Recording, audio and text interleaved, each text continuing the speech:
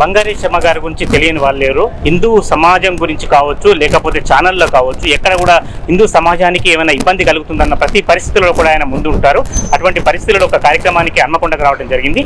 ఇప్పుడు లేటెస్ట్ పరిస్థితుల గురించి ఒకసారి వారిని అడిగి తెలుసుకుందాం. సార్, ఒకవైపు మతం గురించి కార్యక్రమాలు కావచ్చు, కులాల వారికి సమాజం ఇటువంటి పరిస్థితుల్లో ఎలాంటి సందేశం కావచ్చు, ఎలాంటి సంకల్పం కావచ్చు?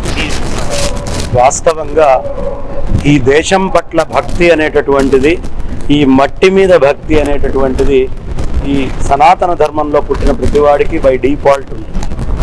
కారణం ఏమిటంటే, నా భద్రకాళి అమ్మవారు, వరంగల్ భద్రకాళి అమ్మవారు, మా మంథని లక్ష్మీ అమ్మవారు, మా ఆదిలాబాద్లో ఉన్నటువంటి మా సరస్వతి బాసర సరస్వతి అమ్మవారు, ఈ ఆలోచనతో నమస్కారం. కానీ ఈ దేశంలో ఇవాళ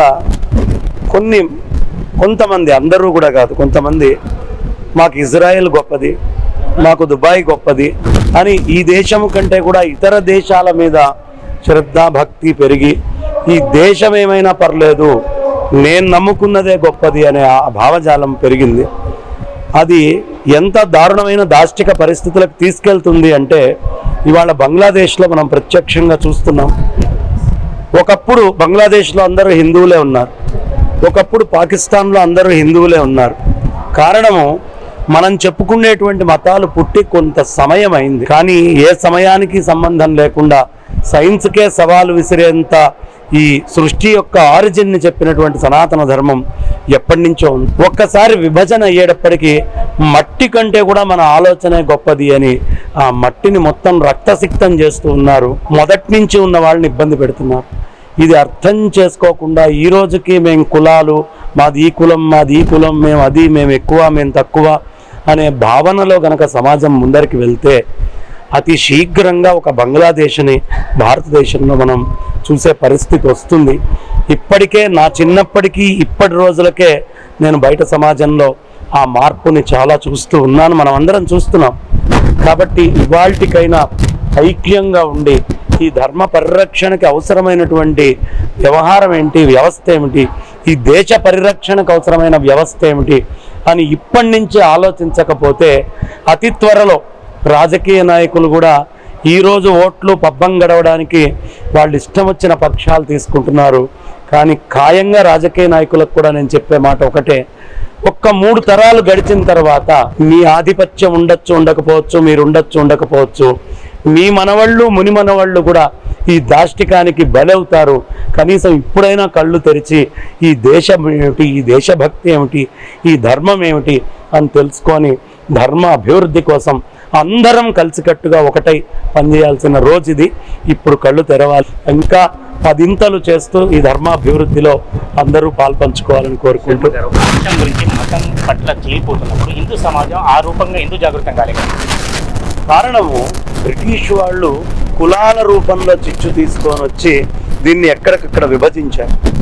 1940sలో సూర్యకాంతము, రేలంగి, రమణారెడ్డి, రాజబాబు అందరూ కలిసి ఎన్టీ రామారావు గారు, నాగేశ్వరరావు గారు, ఎస్వీఆర్ ఒకళ్ళకొకళ్ళు భుజం మీద చేతులు వేసుకుంటూ ఉన్నారు. అప్పటికే అలాంటి సమాజంలో ఏదో విచ్ఛిన్నమైంది, దూరం చేశారు, అది చేశారు, ఇది చేశారు అని లేని కొత్త పోకడలన్నీ 1980ల్లో సినిమాల్లో ఇలాంటిది మీడియా పరంగా తీసుకొచ్చి ఎక్కడికక్కడ సమాజాన్ని విచ్ఛిన్నం చేసి ఒక కుట్ర ఏదైతే 200 ఏళ్ళు వాళ్ళు R&D చేశారో ఆ R&D ఎగ్జిక్యూషన్ అనేది స్వతంత్రం వచ్చాక బాగా చేస్తూ ఓట్ల కోసమైతేనే ఇంకోటైతేనేమిటి కులాలుగా విభజించుకొని హిందూ సనాతన ధర్మాన్ని చీల్చారు. దాని భావజాలం నుంచి ఇప్పటికీ మనం బయటికి రాలేకపోతున్నాం. ఏ రోజు మళ్ళీ కళ్ళు తెరిచి మేము హిందువులం, గడప లోపల ఉన్నప్పుడే మా కులం, గడప బయటికి వస్తే హిందువులం అనే నినాదాన్ని తీసుకొని ఎప్పుడు మళ్ళీ అందరం ఏకీకృతం అవుతామో ఆ రోజు పార్టీలతో సంబంధం లేదు. అది కాంగ్రెస్ కావచ్చు, బీజేపీ కావచ్చు, టీడీపీ కావచ్చు, టీఆర్ఎస్ కావచ్చు, బీఆర్ఎస్ కావచ్చు, ఏ పార్టీ అయినా, కమ్యూనిస్టులు కానివ్వండి, హిందువులుగా ఉన్నవాళ్ళు వాళ్ళ ప్రత్యేకత ఏమిటి, వాళ్ళ గొప్పతనం ఏమిటి, మన ఋషులు ఇచ్చింది ఏమిటి, ఈ గ్రంథాలు ఏమిటి, ఈ ప్రత్యేకతని తెలుసుకొని ముందరికి వేస్తే దాని నుంచి రాగలుగుతాం. లేకపోతే అదే మాయలో పడి అదే మూసలో కొట్టుకొని వెళ్ళిపోతాం. ఏ విదేశాలకు సంబంధించినటువంటి టాప్ సైంటిస్ట్ అయినటువంటి స్క్రాడింగర్ లాంటి వాళ్ళకి ఇవాళ ఎవరైతే క్వాంటమ్ ఫిజిక్స్ లో అద్భుతంగా వాళ్ళు నోబెల్ ప్రైజులు తీసుకుంటున్నటువంటి వాళ్ళకి మన పూర్వీకుల ఆదర్శం అని నిర్మోహమాటంగా మన శాస్త్రాల ఆదర్శం అని వాళ్ళు చెప్తూ ఉంటే మనం మొహమాట పడుతూ మనం జీవిస్తూ ఉన్నాం. ఆ మొహమాటం నుంచి బయటికి వచ్చి ఈ ధర్మశాస్త్రాల్లో చెప్పబడినటువంటి గొప్ప సైన్స్ని మనం ఎలా అర్థం చేసుకోవాలనేది మా సంస్థ నుంచి వ్యాప్తి చేస్తూ ఉన్నాం. ఇప్పుడు ప్రభుత్వాన్ని మేము ప్రధానంగా డిమాండ్ చేసేటటువంటిది సనాతనమైనటువంటి వేద ధర్మాన్ని పరిరక్షించండి, గోవుల్ని పరిరక్షించండి, గోవుని జాతీయ జంతువుగా దయ ఉంచి డిక్లేర్ చేయకండి, గోవుని జాతీయ మాతగా విశ్వమాతగా డిక్లేర్ చేయండి అని కోరుతూ, అది జంతువేమిటి, విశ్వమాత.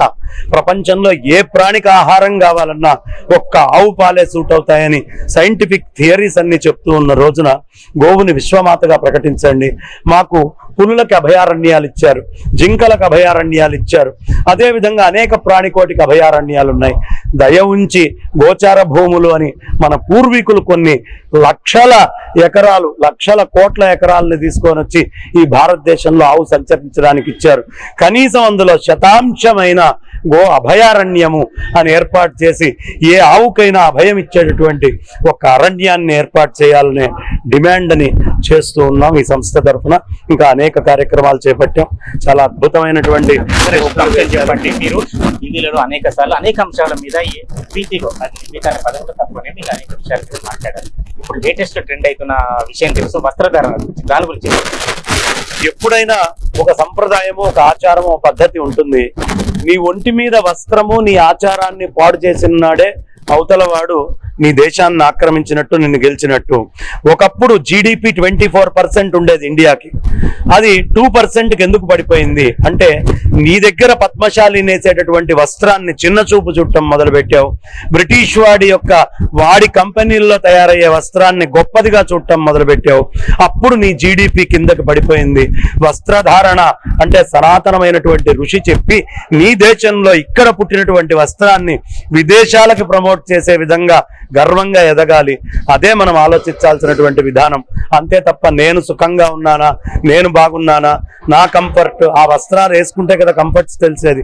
అలాంటి కంఫర్ట్ జోను ఈ వస్త్రాల్లో కూడా ఉంది కాబట్టే అది కట్టుకొని గోచి గట్టి పొలాలలో అద్భుతమైనటువంటి ఆ పొలాలలో దున్నినటువంటి రైతు కుటుంబాలు పనిచేయగలిగినాయి. అనేక వ్యవస్థల్లో పనిచేయగలిగారు. దాని కంఫర్ట్ లెవెల్ని ఇంకా ప్రచారం చేసి ఒక్క చీర ఈ భారతదేశంలో ఏక వస్త్రాన్ని 3600 రకాలుగా కట్టారు అని చెప్పారు. అంటే ఏకవస్త్రాన్ని అన్ని రకాలుగా కట్టడం ఎంత గొప్ప విషయం అండి. కాబట్టి అలాంటి ఫ్యాబ్రికేషన్ ఇంకా డెవలప్ చేసి ముందరికి తీసుకొని వెళ్ళాలి. వస్త్రధారణ, సనాతన వస్త్రధారణే వస్త్రధారణ.